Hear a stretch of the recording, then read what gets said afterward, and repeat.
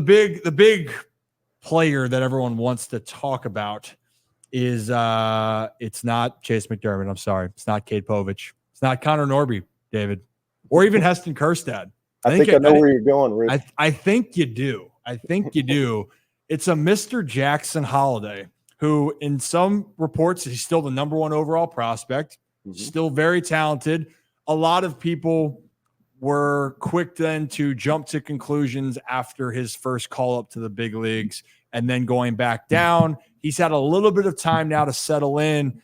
Can you give us your perspective on Jackson's progression here since he's gone back down to join the Tides? Yeah, it's funny, actually. I talked to him right before the season when he had just about made the big league club, got sent here, and he said, here's the way I look at it. I'm 20 years old. I'm either going to be 20 in the big leagues or 20 in AAA. Neither of those is bad. No. And then when he came back after going 2 for 34 in 10 games with the Orioles, he kind of said the same thing. I'm still 20. I'm still here. I'm going to make some adjustments. I pressed a little bit. Sometimes I try to do too much. He was not overwhelmed by the environment. And actually, we talked about, because he made his debut at Fenway. And I'm like, his dad, of course, Matt Holliday, 7-time All-Star. And I go, I'm guessing you weren't very intimidated by being at Fenway Park. He goes, no, I've taken BP on that field 100 times when I was a kid. And he said, what I figured out is that it's the same game. There's just more people watching. And I don't care about that. So he came back here.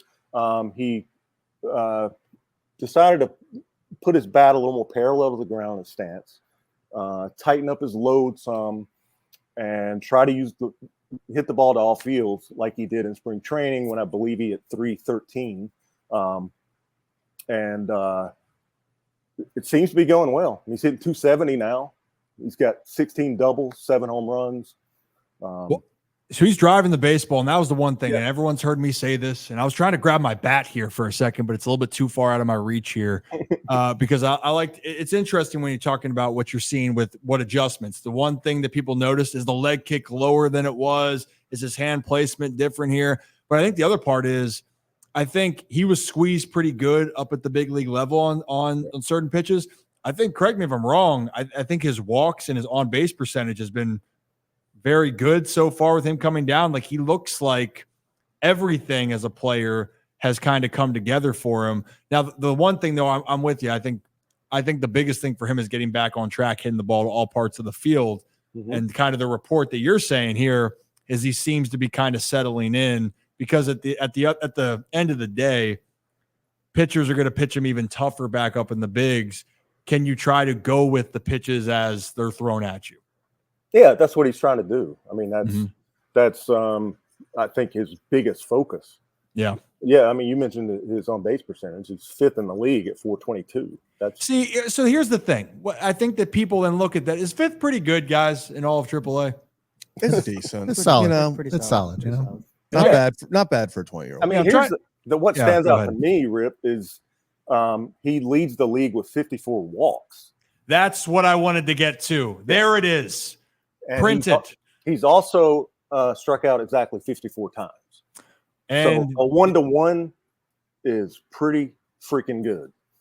So, and look, like he's a guy that had strikeouts so far in his career. It's not that, but the biggest thing is, can you get on base? Now, the next question is going to be, is he going to be able to do that as you continue on? But it sounds like to me what you're telling the Oriole fans here and the Orioles faithful, whether or not his time to come back up to Baltimore, we don't know what's going to happen here, but it looks like a guy that's right back on track to what he was doing before all of the chaos, right? There shouldn't be any cause for concern here. Brad, you got a thought? Yeah, I was just going to say, by the way, Dave, thanks for joining the show. It's a pleasure speaking with you. Here. We had Jim Palmer on a few weeks ago, especially when Jackson was playing, and he had mentioned that Jackson struggled with that inside fastball, that high inside fastball. Is there any sort of indication that maybe he's improved on that? Have you seen that, or is that something that you didn't even know that was a struggle of his? I was just curious, since you see him all the time, if there's any sort of improvement on that side as well. Yeah, I think so. I think he's cut down on his chase rate. I mean, and that's part of his downfall in his big league time. Like I said, he was trying to do too much. That leads to chasing. That I know Rip knows this. If you've played the game, sometimes if you're trying too hard, your eyes can get big, and you see a ball up in the zone, and you're like, "I'm going to kill this one," and then it's past you. But I think what coming back here has done is kind of level him out, and I mean, certainly it's humbled him some. Not that he was never not humble, but I think he's more comfortable in the box. I don't see him chasing as many balls. And yeah, again, if he gets a pitch on the outer half, he'll take it the other way. And that's what you want to see. I mean, that's how he's going to make his millions eventually.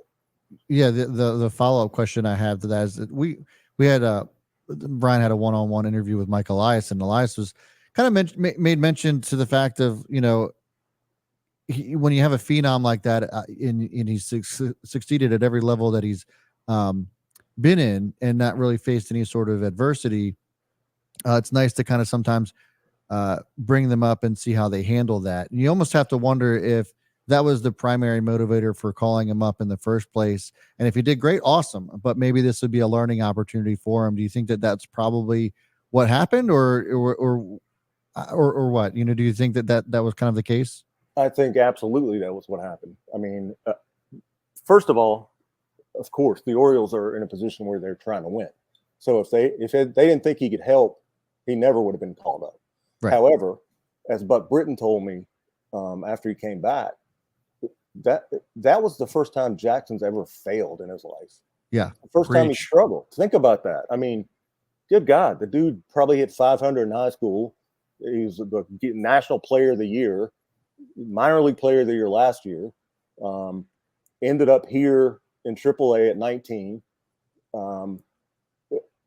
Yeah, so I mean that baseball is all about failure. You're going to fail most of the time. I don't care who you are. And so you got to learn to deal with that. And I think he got a big dose of it, and I think it can only help. I agree with that, and we're going to print that. And actually, David, it reminds me, it makes me happy, so I got to put my shades on here. I like to keep things light and have fun. I actually thought you were describing Kevin's baseball career in T-ball, where Kevin might have hit 200, though, to be honest here. He's a good kid. I walked a lot. In T-ball? In T-ball? No, I was talking. He had a great eye back then. I did. No, I was talking about coaches baseball. weren't putting it in the zone, and Kevin would not go up there singing. You get it. You get it. I don't know what to say to you, Kevin. I don't. But the fact that you just said I had a great eye with T-ball, we're gonna clip that. You're a good kid, man. Sometimes the stand was a little too high. You can't hit those pitches. Yeah, David. The other part is Kevin's the exact same height he was during T-ball as well, but that's a whole different thing.